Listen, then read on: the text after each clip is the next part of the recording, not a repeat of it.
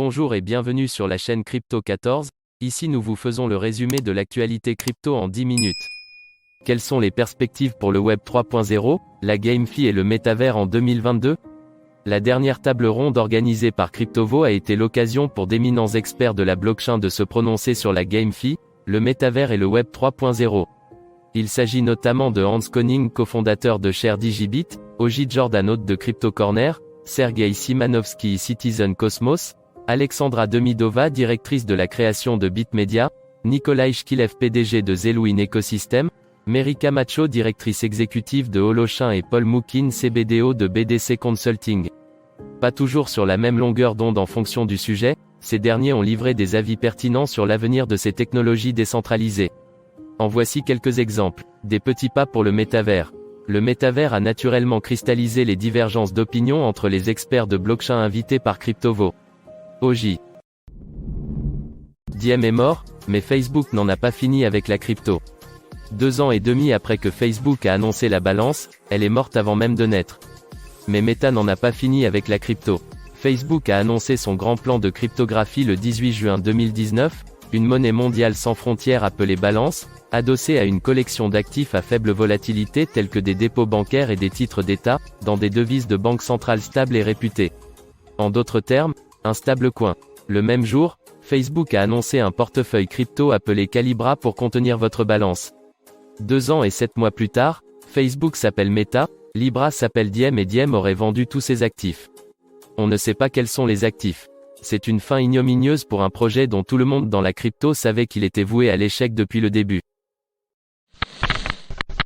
Crypto-monnaie, le prix Nobel de l'économie Paul Krugman craint une crise des subprimes bis. C'est dans les colonnes du New York Times que l'économiste Paul Krugman a émis ses avis concernant les crypto-monnaies dernièrement. D'après lui, les investisseurs cryptographiques doivent se protéger d'un remake de la crise de subprime. Une capitalisation réduite de moitié pour les cryptos. Très récemment, le prix Nobel de l'économie Paul Krugman a écrit un article pour le New York Times dans lequel il a comparé la crypto-monnaie avec la crise des subprimes de 2008. Pour appuyer sa thèse, il a dû évoquer une chute de 50% de la capitalisation boursière totale. Une situation loin d'être identique à celle connue par les actifs numériques en novembre 2021, en effet. Justin Bieber a dépensé 1,3 million de dollars pour un NFT de la série Bored Ape. Récemment, Justin Bieber a acheté un token non fongible NFT de la collection The Bored Ape Yacht Club BAYC pour 1,3 million de dollars. Toutefois, les experts estiment que le prix était trop élevé et que le token coûte 5 fois moins cher. Achat non rentable. Le chanteur pop RB canadien populaire Justin Bieber a acheté un token non fongible NFT de la collection The Bored Ape Yacht Club BAYC sur la principale plateforme de trading OpenSea. Pour son achat, il a payé 500 ETH, soit environ 1,3 million de dollars. Initialement, le coût du NFT était beaucoup plus faible, car le token n'a pas de très rare. Cela a provoqué une discussion houleuse sur les réseaux sociaux. De nombreux utilisateurs sont sûrs que la pop star a été trompée.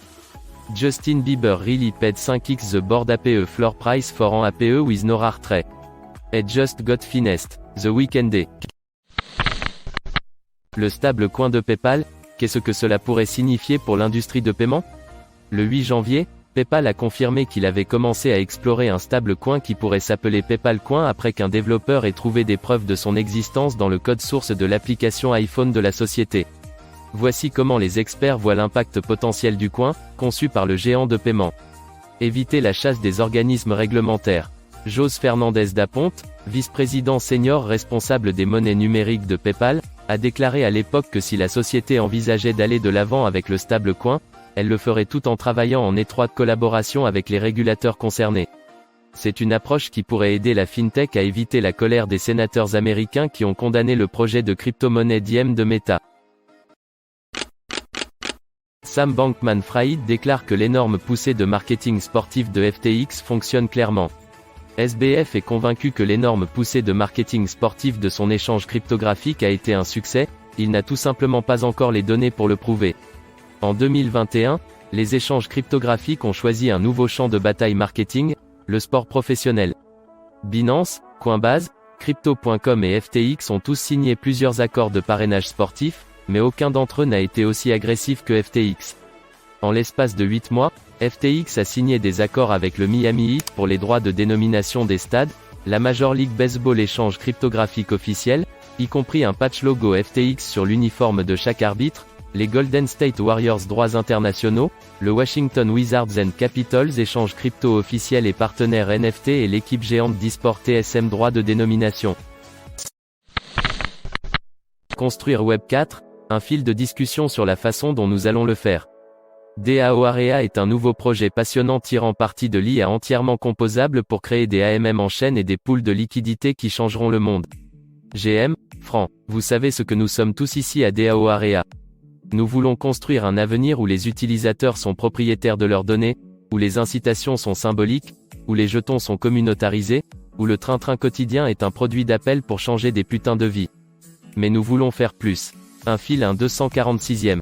Aujourd'hui, chez DAO Area, nous avons une annonce très spéciale sur l'avenir du web ouvert, l'avenir de l'ACTZ tokenomics et l'avenir des simple algorithmes autonomes.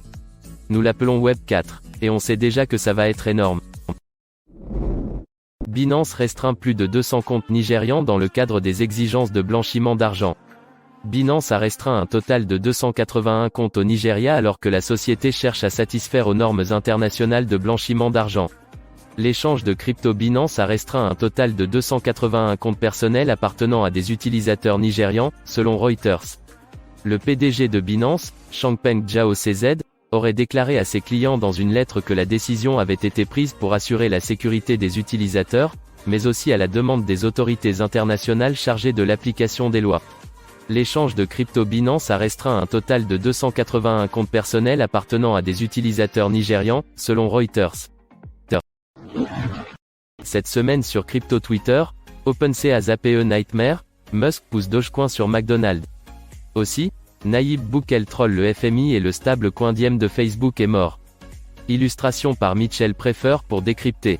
Nous avons atteint la fin du premier mois de janvier, et les marchés de la cryptographie ont été sens dessus-dessous au cours de la nouvelle année, c'est le moins qu'on puisse dire. La première semaine de 2022 a été vraiment très mauvaise.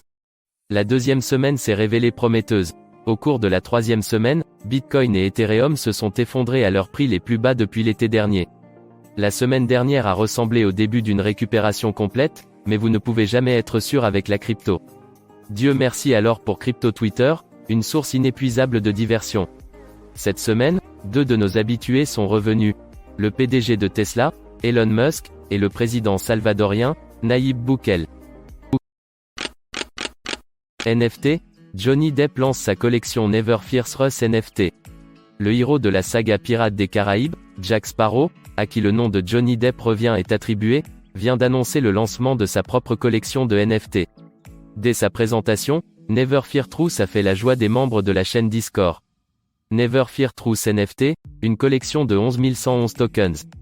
Johnny Depp, l'homme qui nous a longuement impressionnés dans Pirates of the Caribbean, 6 éditions à ce jour, nous a fait l'honneur de présenter sa collection de tokens non fongibles. Baptisée Never Fear Truth NFT, cette pile d'œuvres d'art contient quelques portraits d'amis et de héros issus des illustrations signées Mr. Stench, un surnom attribué à Johnny. Never Fear Truth comporte 11 111 pièces de collection numérique, toutes témoignant de ses sentiments développés par l'acteur pour ses proches. L'analyste Jurien Timmer partage ses dernières réflexions sur le Bitcoin BTC. La récente chute de prix du Bitcoin a poussé plusieurs analystes à revoir leurs prévisions sur la crypto-monnaie. Directeur de la macroéconomie mondiale à Fidelity Investment, Jurien Timmer s'est livré à cet exercice en évoquant les facteurs ayant provoqué la débâcle subie par le Bitcoin. Il a également abordé la question de la concurrence entre l'or et le Bitcoin au titre de valeur refuge et l'opportunité d'en avoir dans son portefeuille. Le Bitcoin continuera d'être attrayant au fil du temps. Le 25 janvier, Jurien Timmer s'est rendu sur Twitter pour qualifier le mois dernier de mauvais voyage pour le Bitcoin.